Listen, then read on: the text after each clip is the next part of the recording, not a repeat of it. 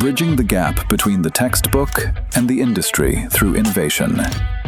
KL deemed to be university. రాయలసీమలో రాజకీయ ఉద్రిక్తతలు మరోసారి చర్చాంశనీయంగా మారాయి. ఆలూరు నియోజకవర్గంలోని కొన్ని గ్రామాల్లో జరిగిన ఘటనల తర్వాత రాజకీయ వాతావరణం వేడెక్కింది.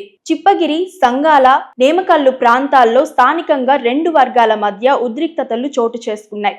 ఈ సంఘటనల సమయంలో ఎమ్మెల్యే విరూపాక్షి తన అనుచరులతో కలిసి గ్రామానికి వెళ్లారని, అక్కడ ఘర్షణలు జరిగాయని ఆరోపణలు ఉన్నాయి.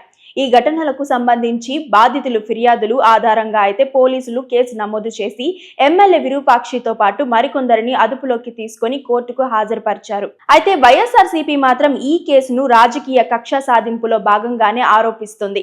మరోవైపు చట్ట ప్రకారం పోలీసులు తమ విధులు నిర్వహించారని అధికారిక వర్గాలు చెప్తున్నాయి. ఈ ఘటనతో రాయలసీమలో మళ్లీ శాంతి భద్రతలు, రాజకీయ ఘర్షణలపై చర్చ మొదలైంది. అసలు ఏం జరిగిందన్నది దర్యాప్తు, కోర్టు విచారణ తర్వాతే పూర్తిగా స్పష్టత వచ్చే అవకాశం ఉంది. ఈ వ్యవహారంలో నిజానిజాలు తేలే వరకు అధికారిక దర్యాప్తు ఫలితాల కోసం వేచి చూడాల్సిందే.